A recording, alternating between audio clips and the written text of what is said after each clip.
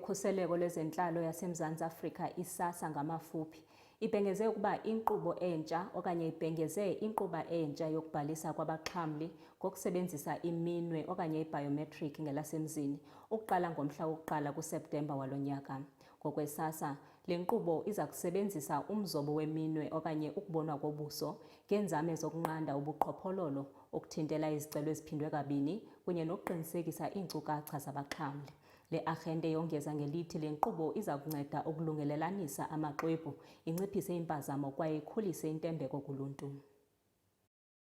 Umnyango ukhipha izibonelelo zikahulumeni wakuleli iSouth African Social Security Agency okuSASSA ngamafuphi usumemezele ushintsho oluzoqala ngenyanga kaMandulo lwezobuchwepheshe okuyi-biometric system ezoqinisekisa ukuthi abantu abazobhalisela isibonelelo abahubhi olukabhejane ukuqeda ukukholela izipoki. The South African Social Security Agency is quite excited about the introduction of the beneficiary biometric enrollment in all its offices across the country at the beginning of September. This initiative is set to improve social grant systems and curb any potential fraudulent activities.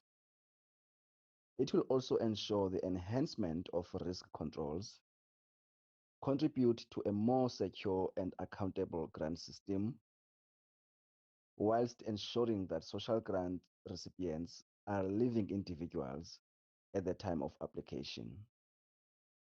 The agency has set up the necessary infrastructure and tools in all its offices across the country, and the month of August has been used to train frontline staff to ensure readiness, effective and efficient implementation of the biometric enrollment.